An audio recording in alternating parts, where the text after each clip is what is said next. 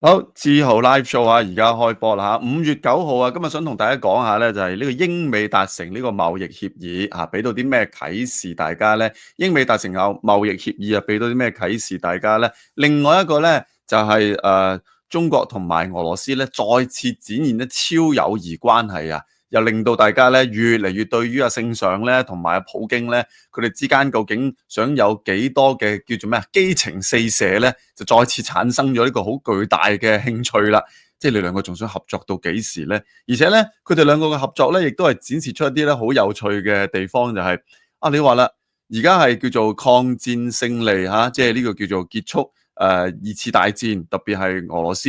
佢而家就要舉行咧，就係呢個帝國勝利日啊！即係話俾你聽係我哋保衛國家勝利日，咁即係話係結束咗當時啊，即係喺二次世界大戰裏邊咧嗰啲邪惡軸心國嘅即係攻勢啊嘛。咁啊，中國去到嘅時候咧，亦都係抱住呢一個態度，就話俾你聽咧，啊，我哋終於就即係吸取教訓啦，打贏咗當日嘅一啲法西斯主義啦。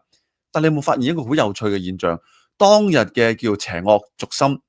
嚟到今時今日，即係由二次大戰嘅邪惡軸心嚟到今日。會唔會其實已經換咗一批人呢？嗱，起碼喺習近平同埋普京眼中，佢覺得呢個邪惡軸心肯定換咗人㗎，因為佢哋心裏邊認為嗰個邪惡軸心就係美國同埋烏克蘭。但係無獨有偶，咁啊好似照鏡咁啊嘛。對世界嚟講，其實佢兩個企埋一齊，算唔算都係一個新嘅邪惡軸心呢？即係由以前嘅德國、日本、意大利，係咪都江湖代有人才出？今時今日，話要反呢啲法西斯主義嘅，可能自己就係企喺法西斯嘅嗰一面而不自知啊！所以咧第二部分咧，真係可以同大家講下咧，關於即係反納粹啊、護衛戰啊，但係全世界都 get 錯咗，甚至乎用錯咗納粹呢個名詞嘅喎。台灣嘅朱立倫最近就因為咁樣勁失禮，咁啊就算係我哋以前葉劉都曾經領過嘢嘅。咁啊，所以何謂濫用咗納粹呢兩個字嚟作為政治鬥爭工具呢？一陣間都係同大家講下嘅。好啦，咁啊歡迎大家可以睇我哋呢一集自由 live show 啦嚇，咁啊 subscribe、share、comment、like 都冇人歡迎嘅。先講咧呢個英美貿易協議先啦，我覺得咧即係又係有一個叫做國際新聞上面嘅好笑點嘅，因為話説之前就特朗普佢哋就預告咗，就會話咧日內就會有重大嘅事件發生，世界嘅大事。咁啊，我見到咧，台灣有啲媒體咧就好期待、好緊張，就話啦，喂，會唔會係同台美建交有關係啊？嗱，呢個新聞嗰陣時睇嘅時候咧，你覺得好有趣，唔係嘛？點解佢哋會即係有咁豐富嘅聯想嘅咧？咁佢哋仲即係講到好似層層嘅喎，有啲人就話啦，係啊，我都信啊，即係有某啲台灣媒體啦，佢就話咧，因為咧見到白宮裏邊咧對台嗰個叫做關係嘅有個描述啊，個關係嘅描述咧。就話突然間撈唔到啊，個網頁下咗架，內容冇咗，於是乎大家就好興奮啦。即係台灣啲媒體有啲就話啦 ，yes，可能佢要宣佈呢個重大嘅消息咧，就係台美建交，所以需要重新寫過咯咁樣。咁當然你而家時候知道唔係台美建交啦，係原來呢個美國同埋英國達成咗呢一個即係貿易協議。咁我哋未講呢個貿易協議之前，你都可以諗下嘅就係。點解台灣嘅媒體都可以將佢聯想到係因為話要同台灣有建交呢回事咧？嗱，可能你話，咁估下唔得咩？咁啊，你唔知特朗普會做啲咩噶嘛？可能佢真係突然間作出呢啲咁重大嘅政策轉變咧。嗱，所以呢個唔係馬後炮，即係唔係話馬後炮。而家大家見到佢係講緊英美貿易協議咧，就可以徹底否定台媒嘅當日嗰個猜測，而係你要用翻嗰個即係國際嘅政治形勢去諗一諗嘅就係。你係特朗普喺而家呢一分鐘當務之急，你會係想搞台美建交啊，定係要搞好你開啟咗呢個貿易戰之後，同各國政府嘅談判協議，搞清楚各國嘅關係咧？你無論幾咁即係渴望啊，自己係得到即係特朗普嘅破冰啊或者建交，你無論幾想都好啦，你都要諗一諗㗎，即係冇理由喺呢一刻。佢有生意唔做，有錢唔傾，有貿易協議唔去搞，佢無端走去台美建交，然後又要再即係令到中國同佢關係咧就再次緊張。明明就話要準備簽協議啊，要同佢談判噶嘛。所以我覺得咧，有時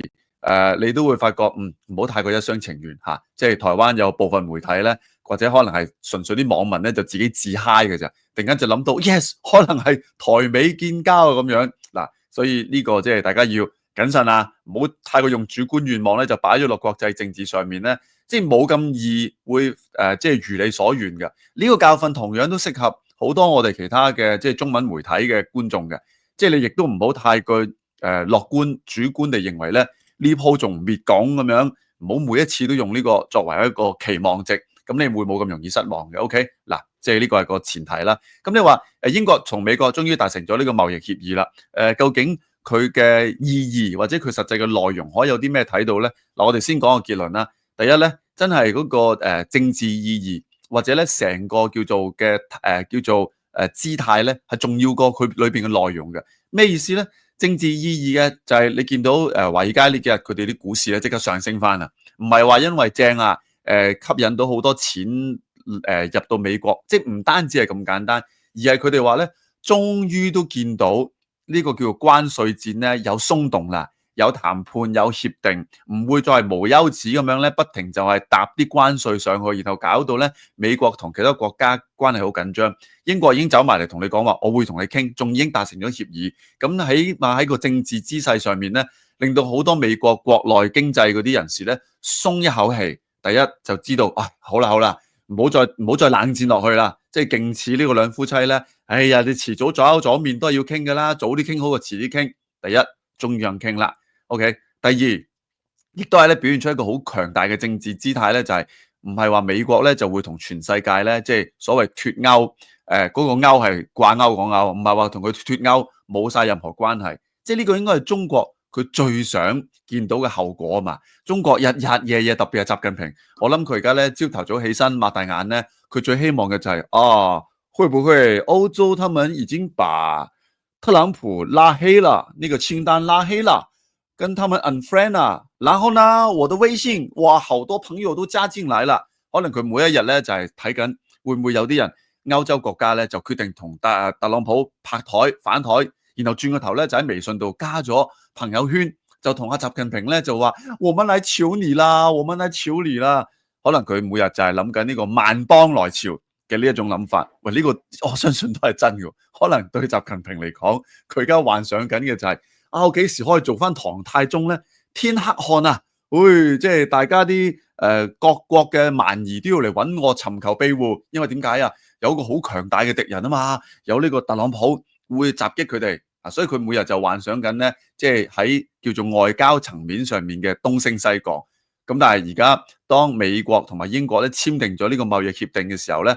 其實等於話俾你聽，sorry 啊，至少英國咧就唔係諗住同佢 unfriend 啊，我會唔會拉你做微信嘅好友咧另計？但係我冇同特朗普咧 unfriend，佢仍然係會同佢有接觸嘅。咁如果你英國都打響咗第一炮，英國即係作為一個叫老牌民主帝國，亦都係咧大家認為喺西方嘅世界裏邊咧，兩個都係一個叫做即係重要嘅存在。雖然可能你話佢影響力大不如前，但係呢一個都係一個好重要，亦都我諗係一個好有意義嘅信號。佢唔係嗰啲小國，亦佢係一個即係大家認為喺英美同盟歷史同埋政治上面咧都有深切聯繫嘅一個國家。佢而家同你講話，我會同特朗普 friend 翻，咁都唔意外嘅。你可以見到，當特朗普用呢個關稅戰即係向全世界開火嘅時候咧，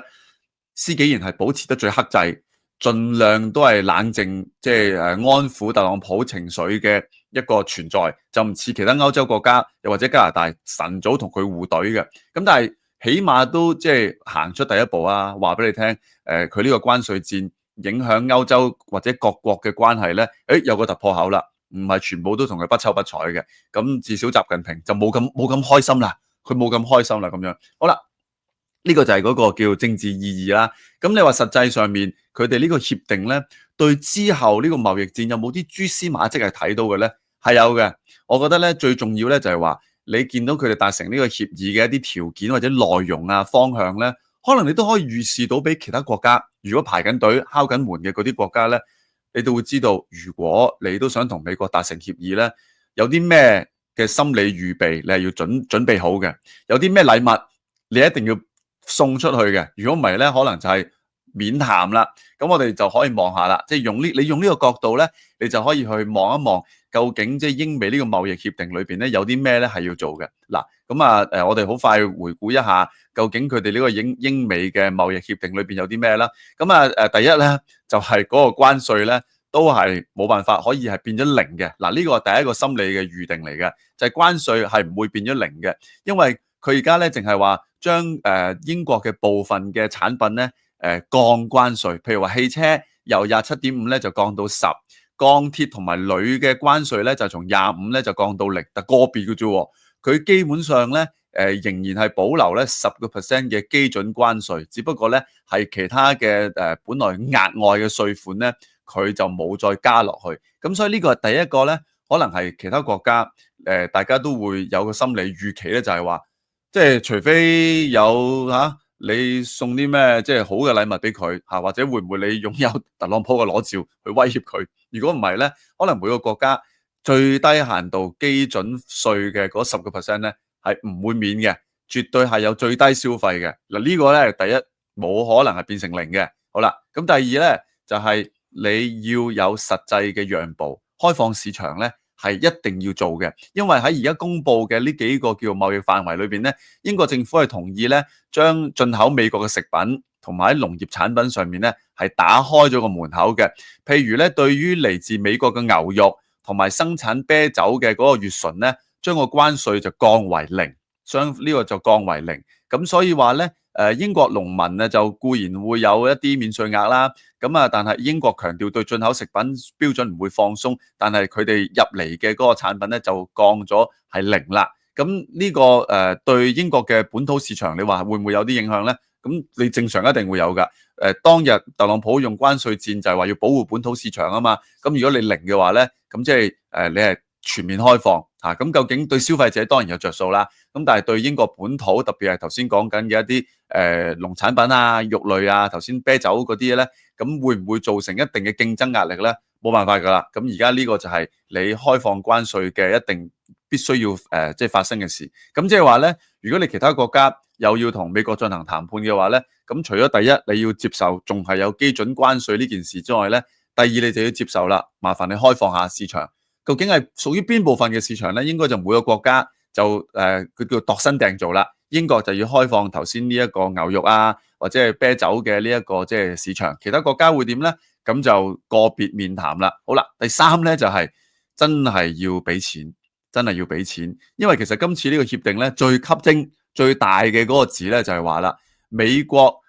同英國達成咗協議，英國嘅一間航空公司咧就會價值採購100億美元嘅波音飛機。嗱，呢個係好勁嘅一個生意嚟嘅，100億美元。英國嘅某一間嘅航空公司，佢未講邊間啦嚇，咁應該都可能係咪英航嗰啲咧，就話要向美國嘅波音咧就賣100億嘅訂單。咁點解話呢一個係好重要咧？第一，呢個係實牙實齒嘅一嚿錢嚟㗎，100億美金就係100億美金。要錢就真係俾咗錢，呢個就冇任何所謂嘅水分啊，亦都唔會存在不確定性，即係除非你撻訂你唔買嘅啫咁樣。呢個同其他相比最大嘅特點就係真金白銀。咁咩叫做非真金白銀咧？英國嘅傳媒咧就計一條數嘅，就話喂唔係喎，美國俾英國嘅可能就係降關稅啦，但係有啲其實本來唔應該加噶嘛，係咪先？降關稅啦，又或者係俾一啲配額俾你啦，可能係俾啲政策優惠你啦。如果用即係大陸慣常嘅術語咧，即係話美國俾英國最多嘅就係一啲政策上面嘅優惠，關稅上面嘅讓步，但係佢唔代表係實際會有錢噶嘛，因為你去到最尾降咗你關稅，咁你都要有人買你嘅貨，咁你先會產生貿易金額，你先有錢賺噶嘛。所以咧，嗰啲係間接嘅，係未來式嘅，唔一定會發生嘅。但係態度或者個姿勢係好嘅，但係唔係實際有錢收。咁但係相反咧，英國比美國咧就係實牙實齒，100億美金就100億美金，而其他嗰啲一樣要有嘅喎，關稅啊、市場嘅開放啊咁樣。所以有部分嘅英國傳媒咧係對呢一個英美貿易協議咧就保持一個即係保留嘅態度，你又唔會話即係批評到一無是處嘅，但係有保留嘅態度，原因就係覺得，喂，我哋錢啊肯定攞出嚟嘅喎，但係人哋俾我哋嗰啲純粹政策優惠嘅啫喎，咁啊會唔會唔係幾公平咧？冇得講公唔公平噶啦，因為究竟形勢喺邊個度？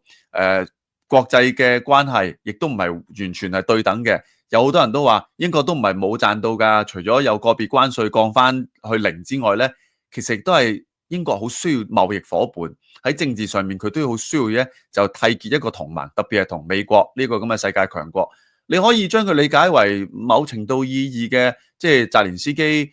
要同美國簽嗰個礦產協議一樣，係咪100%完全係最好嘅選擇咧？一定唔係100%最好嘅，但係帶嚟嘅政治效果咧就係、咁至少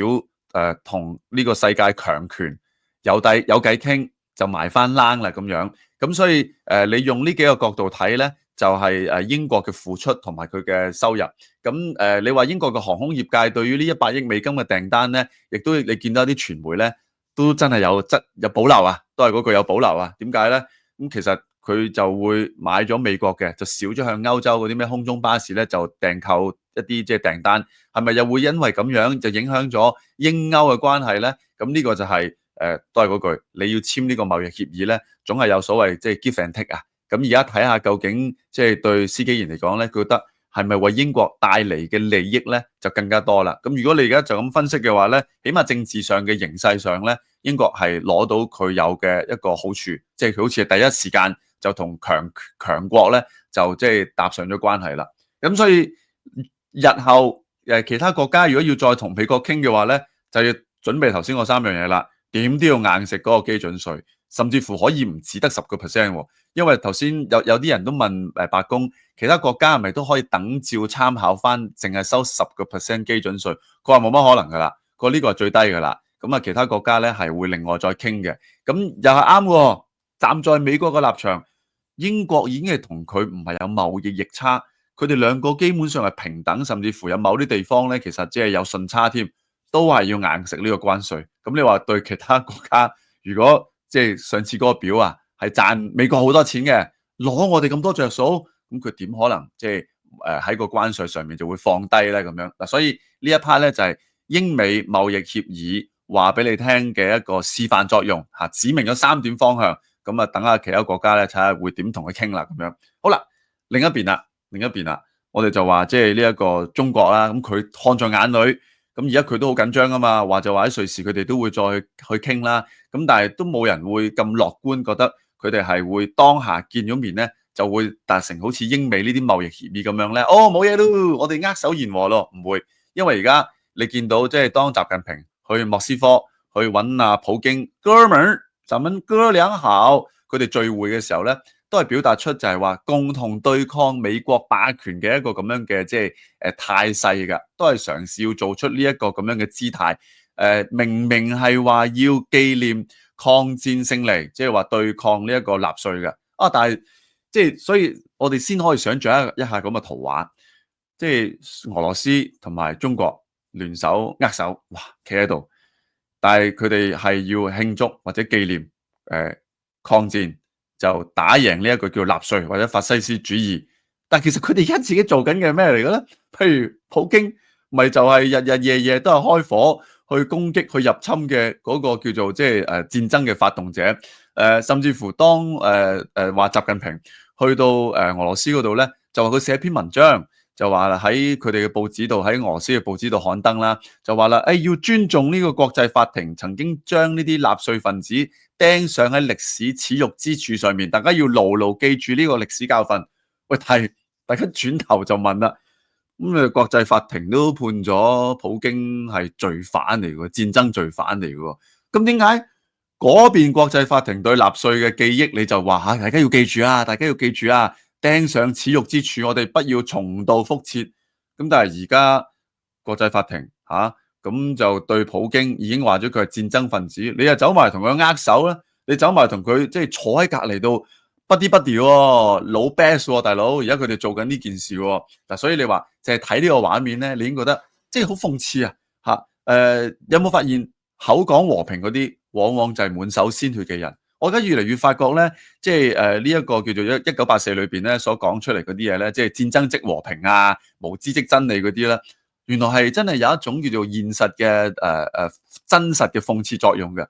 戰爭發動者同你講話，我哋要紀念和平，我哋要抗衡呢一個納粹法西斯，但係佢而家自己做緊嘅就係去入侵嚇，而且即係仲要將抵抗你嘅人咧就變翻係納粹，即係澤連斯基係納粹。呢幾個位你係令人覺得即係第一好諷刺啦，第二係咩咧？你又再諗下喎，第二次世界大戰最主力可以結束嗰個戰爭嘅，分開兩個戰場啦。歐洲戰場就真係即係當日嘅蘇聯係啦，立咗大功嘅啊。咁美國當然就喺亞洲戰場上面嗰個原子彈，又係令到好啦，日本投降啦，日本投降啦咁樣。但係喺而家呢一個中國同埋俄羅斯即係前蘇聯啦，當佢哋企埋一齊紀念呢一個咁偉大嘅歷史成就嘅時候咧，美國成為咗佢哋嘅敵人喎。美國成為咗當日有份結束戰爭嘅英雄，變成咗而家咧霸權嘅一個同名詞喎。佢哋當咗美國係敵人喎。你話呢個唔用恩將仇報去形容，你都會覺得係角色倒轉啦。即係你淨係呢一點已經覺得個喜感好大嘅。你無論幾咁唔中意特朗普都好，其實而家佢代表嘅就係美國，美國就係當日令到世界第二次大戰結束嘅最主要嘅國家。其他唔講，淨係講中國，唔係諗住真係淨係靠人民自己百年抗戰係嘛？如果淨係靠自己百年抗戰，除非你有手撕日本小子嗰啲抗日神劇嘅能力嘅啫。如果唔係，你都要靠日本嘅原子彈。但係你嚟到今時今日，一個極成日都話要牢牢記住歷史教訓嘅中國領導人，就冇感謝到美國帶嚟嘅幫助，反而就將佢變成係一個即係霸權要去譴責、要去對抗嘅一個目標。咁啊，呢個係一個歷史嘅諷刺嚟㗎。咁啊，同埋我覺得第三係咩咧？你要即係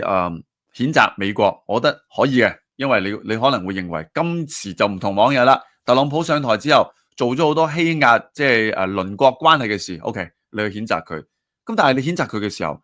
你唔好將自己都變成咗新嘅邪惡軸心先得㗎。我哋頭先就話啦，你數一數德國、意大利、日本當日嘅三大邪惡軸心嚇，第二次世界大戰裏邊嘅軸心國。咁啊，意大利而家已經僅剩餘就係維持意大利嘅披薩裏邊唔可以有菠蘿嘅呢一種咁樣嘅傳統啦。基本上都好少會喺軍事上面咧，你會即係當佢係一個即係威脅嚟㗎啦。咁德國亦都係啦嚇，而家佢自己即係變成咗呢一個民主國家，佢嘅反省嘅程度啊，即係講句有啲棟篤笑裏邊嘅橋段啊，就話啦，佢話美國德國同埋日本最大嘅分別係咩咧？佢話你一入到德國境內啊，好似每一分鐘每一寸嘅土地都有人同你講話對唔住對唔住對唔住對唔住咁樣，即係會發生呢件事。而佢哋話如果入到日本嘅土地咧，可能就會每分鐘都會聽到就係唔關我事唔關我事唔關我事唔關我事，冇發生呢件事冇發生呢件事。咁當然呢個就係一個即係比較大嘅一個對比啦。咁但係德國亦都係好明顯就已經脫離咗當日嘅嗰個叫做即係邪惡軸心嘅呢一個嘅影子㗎啦，已經新嘅邪惡軸心反而而家誕生咗喎。你唔好計啊金正恩啦，你睇下而家邊個發動戰爭，邊個支援個戰爭，邊個威脅呢一個別國嘅存亡，邊一個有份去支援佢繼續為虎作倀。好似就係而家兩個不啲不啲攬埋一團嘅中同埋俄。咁你話呢個係咪即係一個好大嘅諷刺咧？最緊要嘅就係當佢哋都口將納粹，明明就話要紀念即係對抗納粹嘅成功，但係佢哋就會不斷咧將一啲新嘅納粹咧就擺咗喺世界各國嘅唔同嘅地方。譬如俄羅斯由頭到尾都係指責澤連斯基係納粹，真係即係唔好話我哋對佢哋歐洲嘅歷史一知半解，我哋唔識啊！我諗你就算真係揾嗰啲歷史專家，你橫睇掂睇，你點樣可以將澤連斯基領導之下嘅呢個烏克蘭理解為新納粹咧？佢又點樣迫害過某一個族類嘅同胞咧？佢又點樣進行過呢啲屠殺咧？佢又有冇即係出兵去侵略啊？好似當日德國咁樣咧，即係將成個歐洲都吞併咗咧？佢哋而家唯一可以指控澤連斯基嘅就係話佢冇呢一個即係民主嘅選舉。咁但係一早解釋咗啦，戰爭期間啊嘛。所以你會見到咧，即係濫用納粹嘅例子咧，俄羅斯普京已經即係示範咗俾你睇啦嚇。咁但係好有用嘅喎，因為佢用呢個方法就可以嚟合理化自己咧出兵嘅理由，亦都可能係喚醒咧佢哋俄羅斯國民咧深處咧當日即係同德國作戰嘅嗰種嘅記憶。係啊，我哋而家打澤連斯基咧，其實就同當日我哋呢一個紅牆保衛戰，我哋對抗呢個德國嘅納粹士兵咧係一樣嘅。咁你信嘅，咁你咪上戰場咯。俄羅斯係咁樣利用呢個納粹嘅。好啦，咁中國咧，我哋如果講中國嘅話，梗係連佢啲側翼分子都有份㗎啦。台灣嘅朱立倫最近咧就係因為要紀念呢一個即係抗戰勝利啊嘛，即係第二次世界大戰嘅結束，佢又走去發表一番言論，佢就無端端加咗句，佢話啦，賴清德呢一啲咧而家做緊嘅行為就係執政黨好似做緊納粹嘅行為咧，就迫害緊呢一個在野黨咁樣。佢話大家都要警惕同埋要譴責咁樣。啊咁啊領嘢啦，因為德國政府第一時間就出嚟發表咗呢一個聲明，就話啦，喂，你哋可唔可以唔好亂咁用呢啲不當嘅比喻，係一個麻木嘅比較嚟㗎。咁啊，後來歐洲好多國家都聲援咧，就係去譴責朱立倫嘅呢番説話。點解朱立倫呢一個比喻會令到德國佢哋咁羞怒咧？你唔好話賴清德嬲，德國點解咁嬲咧？其實原因就係，喂，你如果將個不倫不類嘅比喻，將佢套咗落去納粹度，唔單止係對歷史嘅唔尊重，更加係會令人哋咧可能會誤會咗所謂納粹嘅傷害或者納粹嘅特徵。最簡單嘅講法，朱立倫指控賴清德嘅呢啲叫做政治上面嘅操作咧，其實你將佢理解咪就係一個喺民主體制之下咧嘅政治攻防互動咯。你可以覺得賴清德係奸嘅，即係如果用翻呢啲議員對立法，你可以覺得賴清德係奸嘅。你唔中意民進黨，你覺得佢係綠霸，你覺得咧佢哋係一個即係好霸道嘅政權，冇問題嘅。即係等於香港你都之前有藍黃嘅話，你可以分到好即係對抗好激烈噶嘛。但係一定要搞清楚嘅就係喺政治制度之下嘅嗰種嘅所謂打壓啊、攻堅啊、互相嘅即係搶佔資源咧，就唔等同納粹嗰一種嘅殘害啊、逼壓啊，係兩個完全唔同嘅概念嚟嘅喎。一個就係喺一個合法文明制度之下嘅政治攻防，就算我真係將你個反對黨咧，即係大罷免，搞到雞毛鴨血咧，佢都係屬於合法文明政治制度裏邊嘅一個政治遊戲嘅攻防。但係納粹好明顯，大家而家記住納粹嘅特徵咧，就係暴力啦、不人道啦、種族滅絕啦、殺害啦，即係呢一個特性應該就唔容易混淆嘅。所以點解德國人佢咁緊張，就會認為如果你將你哋自己一個政治裏邊嘅鬥爭，動不動就將佢變成係納粹嘅話咧，你會唔會令到外界有個誤會，就以為其實當日所謂德國納粹係咪其實都係講緊一場國內嘅政治紛爭嘅咋？係咪純粹就係講緊唔同政黨之間嘅鬥爭嘅咋？係咪就係講緊納粹黨同埋好似嗰陣時係咪有個叫興登堡啊定嗰個組織？即係你係咪純粹係講緊係德國國內唔同政治意見之間嘅爭拗啊？咁呢個咪就係大淡化，亦都係歪曲咗成個歷史嘅事實。即係舉例，如果你話俾人聽，係啊，其實當日日本侵華咧，其實唔係戰爭嚟㗎，唔係反人類罪行啊，純粹就係咧，即係冇拗撬啫嘛，純粹係鬥爭啫嘛，政治鬥爭啫嘛，你中國人都唔會答應㗎，即係呢個係一個好歪曲嘅論點嚟㗎。咁但係你話點解朱立倫會咁講咧？我相信除咗係出於佢自己嘅歷史無知之外咧，應該就係想附和翻咧而家成個叫做即係中俄對於美國嘅嗰種嘅攻擊，咪就係希望將呢件事，因為譬如話俄羅斯頭先就係講啦，話對烏克蘭都係話納粹，咁可能咧朱立倫咧都係想 echo 呢一件事啊，咁啊將所有自己嘅政治對手咧就全部打壓成為新嘅帝國主義、法西斯主義，然後就係又想鼓動翻咧佢自己國內嘅支持者咧再對抗，咁但係而家咪碰得一鼻子灰咯，係咪？遠嘅香港嗰陣時都做過呢啲傻仔嘢㗎。葉劉推銷23條嘅時候，人哋同你講話一人一票民主，佢就話啦，希特拉都係一人一票上台嘅咧咁樣，咁咪又係簡化咗，即係納粹帶嚟對德國嘅種種傷害。佢中間已經承認咗自己錯嘅，咁但係去到後來，唔知大家有冇印象咧？七警案嘅時候啊，即係雨傘運動之後七警案，都有人曾經攞個納粹出嚟做一個藉口㗎。七警案嘅時候咧，就有啲即係支援七警嘅團體咧，自己就話啦。喂，你哋而家迫害我哋七警啊，其實就好似當日納粹迫害呢一個猶太人一樣，嗱又衰啦。即係如果你睇翻嗰陣時嗰單新聞咧，阿葉劉都即刻出嚟講就話：喂，唔好再講呢啲嘢啦！我當日用納粹嚟做例子講23條，我就已經即係知道犯咗錯，啲警察唔好再做呢啲事啦。所以可想而知，